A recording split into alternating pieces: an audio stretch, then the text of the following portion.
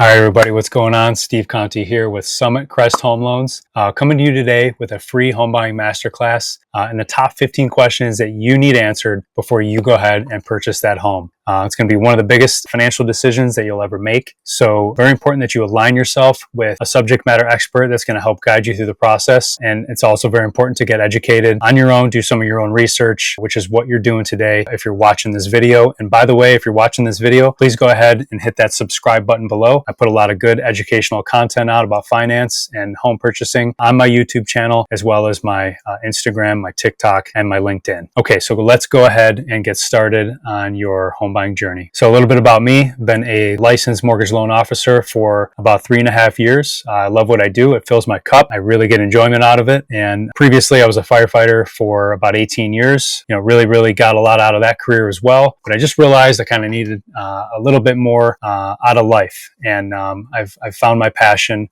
with this new chapter. So with that being said, let's go ahead and get into it. So how do I begin the process of buying a home? Great question. You're in the right place. First step, get educated. Get yourself, surround yourself with some professionals, ask around, get somebody who is willing and able to help you and guide you in the proper, things that you need to get educated on. So should I rent or should I buy? Great question. Renting, generally free of most maintenance expenses. Your ability to kind of just pick up and move when your lease is up is obviously there. But kind of on the flip side of that, if you own a home, you're not going to have a landlord coming to you, knocking on your door, sending you a letter telling you that your rent's going up from $1,500 a month to $2,000 a month. So some price stability, you can build some equity, you can kind of end up moving up and buying an investment property later. Can sound a little bit overwhelming, but it's really not if you have the right professionals around you. There's some good tax benefits and just the pride and ownership of owning your own home. I can tell you from my own experience, when I first bought my first house, it just felt so good. I was a part of something, I was a part of a community. I just, it's my home and I can come home and do as I please within those four walls. So something that's it's definitely something to be proud of. Again, the stability. And if you want to have some pets, obviously you can have whatever you want in terms of, dog, cat, dinosaur, whatever you want. Neon yellow. If you want to paint your walls neon yellow, you can go ahead and do that. Nobody's going to say anything. It's your house. So nobody's going to give you a hard time about that. So how do I know if I'm ready to buy a home? You got to address mentally and emotionally. What is your why? How long do you plan on living in the home? Are you starting a family? Are you just getting out of college? Maybe you want to live downtown and be kind of in the activity, or do you want to be, out in a kind of a rural area with more land? Are you purchasing somebody that you're confident in sharing this commitment with? Something that's very important to address, trying to get out of a situation where if you go in on a house with somebody and things, don't go well with the relationship, getting out of that home loan can be difficult. How much responsibility are you willing to take on that home? Are you willing to do the yard work? Are you willing and able to kind of do the required maintenance? Definitely some things you want to address there. And financially, you want to assess your credit score. There's a lot of different ways you can check it. You can go to annualcreditreport.com and get a free credit report from each of the 3 credit bureaus once every year. So Equifax, TransUnion, and Experian. So very important to know where your credit score is sitting. So cash, you're going to want to know, do you have enough cash for a down payment? Do you have 6 to 12 months of, assets, reserves sitting around in case something happens, you lose your job. And then, obviously you're going to need a down payment. Do you have 3 to 3.5% to put down on the purchase of the home? So if you think about it in those terms, for every $100,000 of home you want to purchase, you're going to need to have $3,000 to $3,500 to put down. So if you buy a $100,000 house, $3,000 to put down. $200,000 house, $6,000, so on and so forth. Income. Do you have a consistent income source? Have you been working for at least 2 years? Banks are going to want to see that without any major 6-month breaks in your work history. Unless you have a really good reason. They want to see a stable full-time income. What's your debt to income ratio looking like? Do you have a lot of debts? Do you have a bunch of credit card debt? Do you have a really, really expensive car payment, like $800 a month or $1,000 a month?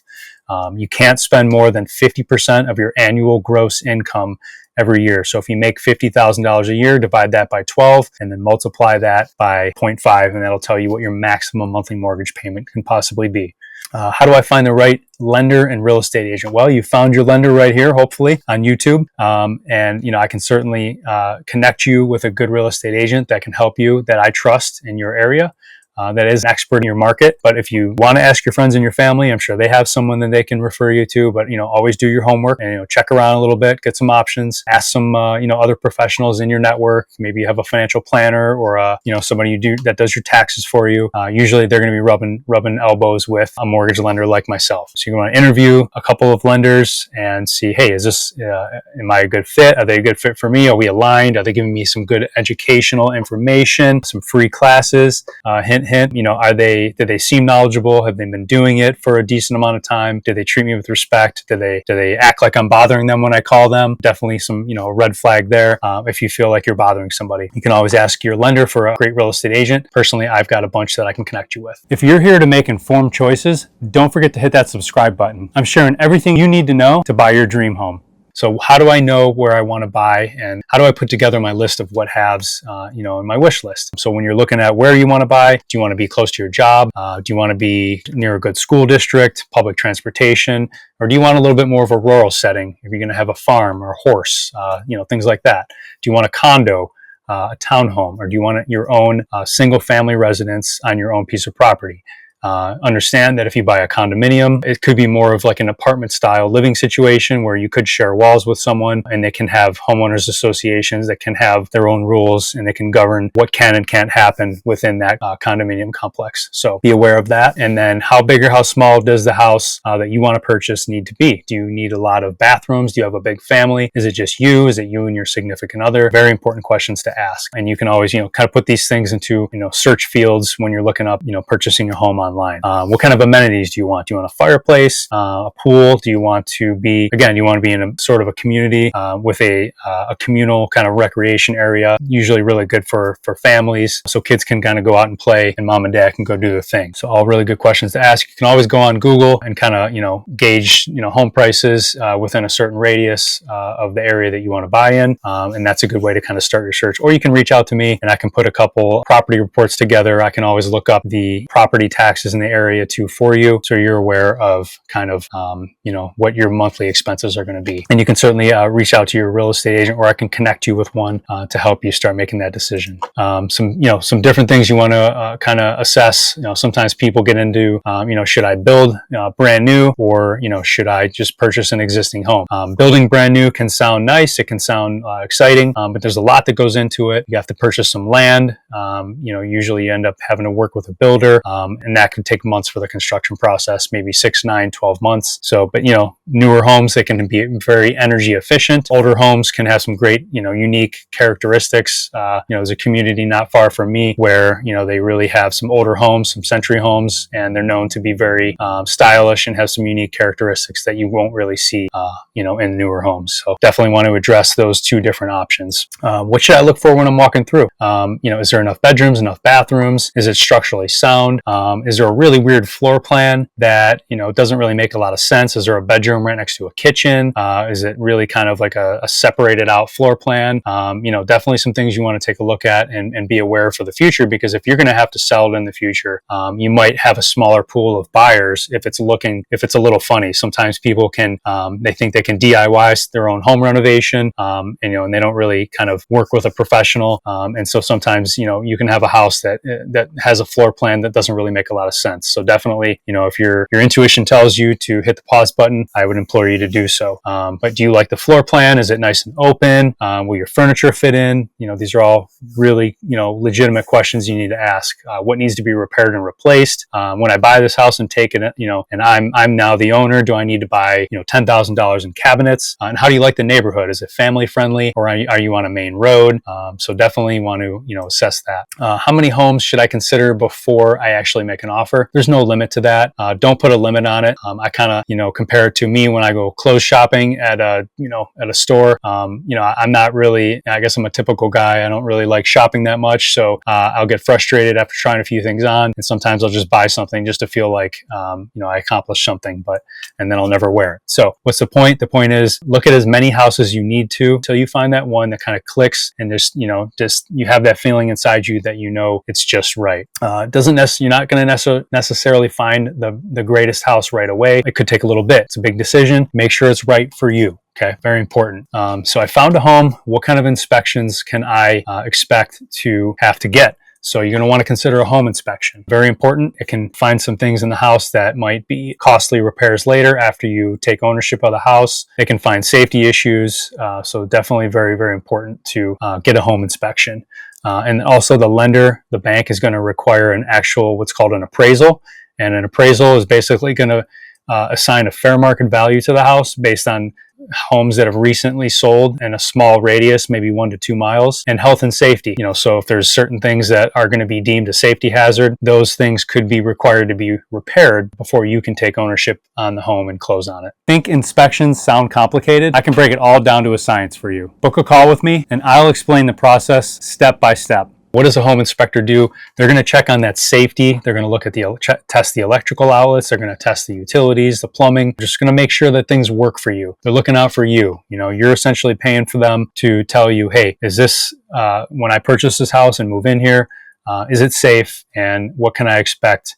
Am I going to have to pay a lot in repairs and renovations? So they can help you with that. And it can also be a good negotiating point where you say you make an offer, the seller accepts your offer, and then you have the home inspection, and then the home inspector gives you a pretty lengthy report. And at that point, there could be things in there like some electrical outlets that aren't working, maybe a railing's missing, driveway's kind of, damaged or something. You may be able to, that may be a point where you can renegotiate the purchase price. You might say, hey, Mr. Seller, this and this are going to require me to repair them when I move in. It's going to cost me $10,000 or $15,000.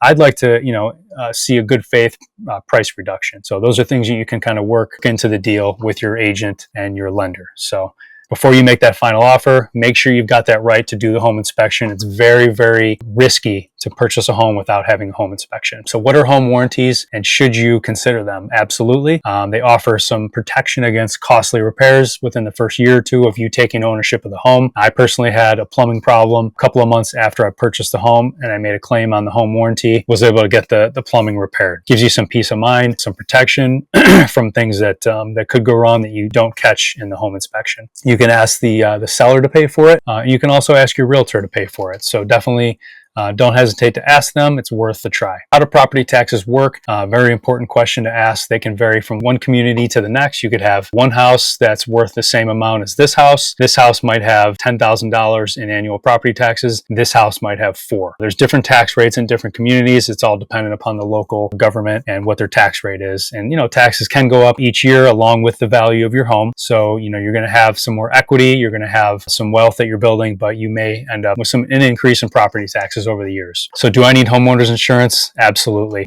Last thing you'd want to do is purchase your home, move in, have a big storm come through and a big tree comes through the front of your house or caves in the roof or something. That could be $20,000, $30,000, $40,000 in damage. And if you don't have homeowners insurance, you're going to be on the hook to foot the bill. So definitely don't want to see you in that position. And then if you're getting a mortgage for the home, the bank's going to require you to have insurance regardless. So yeah, it is definitely a requirement, and you definitely want to shop around rates for the homeowner's insurance. You can certainly ask me if I'm working with you. One of the first emails you're going to get after you go under contract is going to be what's called a next steps email. And it's going to have a referral in there for homeowner's insurance, somebody that I trust that's taking great care of my clients. And you can just directly reach out to them, or you can ask your if you have car insurance on your vehicle, you can ask that provider if they will give you a bundled discount if you purchase a home and add homeowner's insurance on with that. Bundling can definitely save you some money. Do you need some help finding the right team? I work with trusted real estate agents nationwide. Message me if you need a referral. I'll connect someone that'll take great care of you. I'm ready to make an offer. How do I determine that offer? You're going to want to work with your realtor. They're going to have an idea of they're going to have their finger on the pulse of what the costs are of different homes in the area, and what would be a fair price for you to offer. You want to be careful not to offer too low and offend the seller, and you certainly don't want to overpay. So it's always about finding that kind of happy medium, and then also the amount of earnest money that you're willing to put down. Sometimes you could have two competing offers on the same home.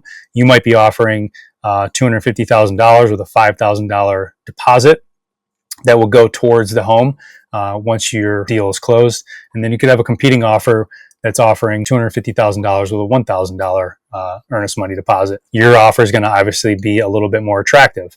Now, there's certain contingencies where you can get that earnest money back if the house, doesn't appraise well. if there's certain repairs that are kind of found and discovered in the home inspection.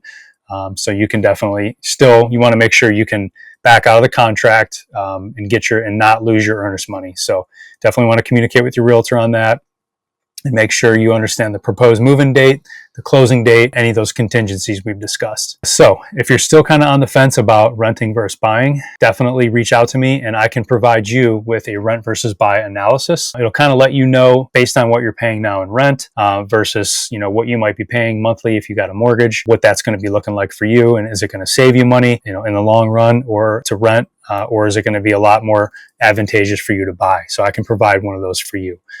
And give you all the information that you need. And then also, if you're not sure if you want to buy now, everybody knows that interest rates have been a little bit higher since the post-pandemic when they're around 2 or 3%. So if you're kind of on the fence about it, you can reach out to me and I can give you one of these cost of waiting analysis reports and can kind of help you make your decision. But ultimately, what I tell people is that if you find a house you like, base it on that. Don't try to time the market. Trying to time the market, people can get burnt. It's just, things are out of your control with the economy and the government. So, the one thing that you can't control is when you find that home that you love, that feeling, it's either there or it's not. So my recommendation is to purchase the home. You can refinance later. It's relatively low cost, and some of those costs can be wrapped into the loan to refinance. So if you find that house, you love it, make that offer. Don't try to time the market. And finally, if you find that house that you want to make that offer on, let me know. You're going to get one of these regardless if you're working with me. It's going to be a property report card to give you an idea of what the property is currently worth and what you can expect it to, increase in value to at years 1 through 5 or 7. It's a really big, important decision in your life. You want to make sure you're purchasing a home that's going to, increase in value and be a good source of wealth for you and your family moving forward in your life. So you can always expect one of these reports from me if we work together. If you have some questions about the current state of the market, let's talk. I can help you understand if it's the right time for you to buy.